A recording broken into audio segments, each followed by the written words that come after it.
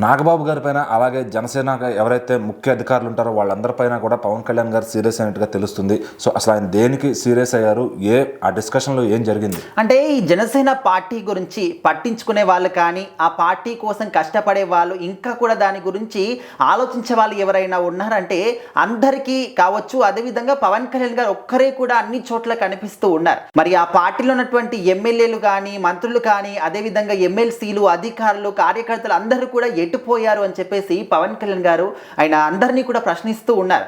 అయితే ఈ పార్టీ నేతలు అందరితోని కూడా కలిసి ఒక మీటింగ్లో అయితే పవన్ కళ్యాణ్ గారు మాట్లాడడం జరిగింది. అండ్ ముఖ్యంగా మనం చూస్తూ ఉన్నాం, తిరుమల లడ్డు వివాదం అనేది ఇప్పుడు ప్రపంచవ్యాప్తంగా కూడా మరొకసారి ఇష్యూ అనేది జరుగుతూ ఉంది. మరి ప్రసాదం కావచ్చు, లేకపోతే ముఖ్యంగా తిరుమల తిరుపతి దేవస్థానం అనేది ఓన్లీ పవన్ కళ్యాణ్ గారికే పట్టింపు ఉందా, ఓన్లీ కొంతమందికి మాత్రమే ఉందా మాట్లాడే వాళ్ళకి? మరి ఉన్నటువంటి పార్టీలో ఉన్న వాళ్ళు కావచ్చు, అందరూ కూడా ఎందుకు మాట్లాడట్లేదు అని చెప్పేసి ఆయన పబ్లిక్గా అందరినీ కూడా ప్రశ్న అడుగుతూ ఉన్నారు. మరి ప్రసాదం విషయంలో కావచ్చు, కల్తీ విషయంలో కావచ్చు, ఏదైనా అపచారం జరిగినా కావచ్చు, ఎప్పుడైనా కూడా పవన్ కళ్యాణ్ గారు ఎందుకు స్పందించాలి?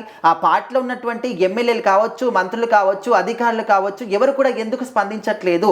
ఈ పార్టీ వాళ్ళనే కాదు, నార్మల్గా ప్రతి ఒక్క హిందువులు కూడా నార్మల్గా మేము హిందువులం అని చెప్పేసి గర్వంగా చెప్పుకునే వాళ్ళందరూ కూడా మరి హిందూ దేవునికి సంబంధించి, ఆ టెంపుల్కు సంబంధించినటువంటి ఒక పవిత్రతను అపవిత్రం చేసినటువంటి పార్టీ గురించి కావచ్చు, ఆ మనుషుల గురించి కావచ్చు, ఎందుకు అందరూ కూడా వాయిస్ రీచ్ చేసి మాట్లాడట్లేదు అని చెప్పేసి అయితే పవన్ కళ్యాణ్ గారు ఇండైరెక్ట్గా అందరినీ కూడా అడుగుతూ ఉన్నారు.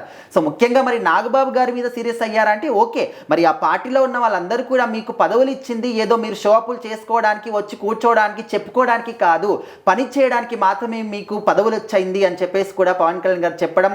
అది ఎమ్మెల్సీలు కావచ్చు, మంత్రులైనా, ఎమ్మెల్యేలైనా, ఎవరైనా కావచ్చు, మీకు ఇచ్చినటువంటి ఆ పదవి ఏంటి, ఆ పదవికి తగ్గ న్యాయాన్ని మీరు చేస్తున్నారా, ఆ పదవికి తగ్గ పనులు మీరు చేస్తున్నారా అని చెప్పేసి కూడా ఆయన మాట్లాడడం జరుగుతుంది. కొంతమందికి ఇండైరెక్ట్గా కూడా మీకు వేరే దేశాలకు వెళ్ళి ఎంజాయ్ చేయడానికి టైం ఉంటుంది, కానీ మన తిరుమల తిరుపతి ప్రసాదం గురించి, అంశం గురించి మాట్లాడడానికి మీకు టైం ఉండట్లేదా అని చెప్పేసి కూడా ఆయన డైరెక్ట్గానే అడగడం జరిగింది. సో ఖచ్చితంగా ఆయన పడుతున్నటువంటి ఆవేదన ఏంటంటే, మీలాంటి వాళ్ళ వల్ల పార్టీకి కూడా చెడ్డ పేరు వస్తుంది. ఓకే, చెడ్డ పేరు వచ్చినా కూడా నేను దాన్ని తీసుకుంటాను, కానీ మీరు మన న్యాయం కోసం కావచ్చు, పార్టీ కోసం కావచ్చు, ఇలాంటి అంశాల గురించి కావచ్చు ఎందుకు ప్రస్తావించట్లేదు అని చెప్పేసి ఆయన ఎక్కువగా బాధపడుతూ ఉన్నారు. సో అదేవిధంగా మనము కూటమి ప్రభుత్వంలో ఒక పొత్తులో ఉన్నామని చెప్పేసి కూడా మర్చిపోకండి. ఎందుకంటే మీరు కొన్ని పార్టీకి సంబంధించినటువంటి కొంతమంది నేతలకు సంబంధించినటువంటి మీటింగ్స్కి వెళ్తూ ఉన్నారు, వెళ్ళండి ఓకే, కాకపోతే పార్టీకి కంప్లీట్గా సంబంధించినటువంటి ఒక మీటింగ్స్ మాత్రమే అటెండ్ అవ్వండి, వాళ్ళ పర్సనల్గా అరేంజ్ చేసుకున్నటువంటి మీటింగ్స్ మాత్రం అస్సలు అటెండ్ అవ్వకండి అని చెప్పేసి. అండ్ ఎవరైతే మనకు ప్రతిపక్షంలో ఉన్నామని చెప్పేసి అనుకొని మాట్లాడుతూ ఉన్నారో, రెచ్చగొట్టే మాటలు మాట్లాడుతున్నారో, వాళ్ళ మాటలు కూడా మీరు రియాక్ట్ అవ్వకండి అని చెప్పేసి మాట్లాడుతూ అరవ శ్రీధర్ గారి గురించి కూడా ఇండైరెక్ట్గా మాట్లాడడం జరిగింది.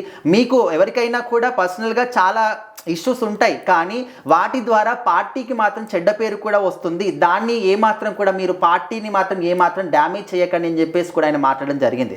సో ఓవరాల్గా పదవులు ఇచ్చింది మీరు ఏదో అనుభవించడానికి, షోఅప్లు చేసుకోవడానికి కాదు, పనులు చేయడానికి అని చెప్పేసి నాగబాబు గారిని కూడా ఇండైరెక్ట్గా అందులో ఇంక్లూడ్ చేసి మాట్లాడడం జరిగింది. మరి దీనికి వాళ్ళు ఏ విధంగా స్పందిస్తారనే దానికన్నా ఇప్పటికైనా కూడా వాళ్ళు చేస్తున్నది కరెక్టేనా అని చెప్పేసి వాళ్ళు ఆలోచించుకొని ఆ పదవి తగ్గ పనులు సవ్యంగా చేస్తే బాగుంటుందని చెప్పేసి జనాలు కూడా అభిప్రాయపడుతున్నారు.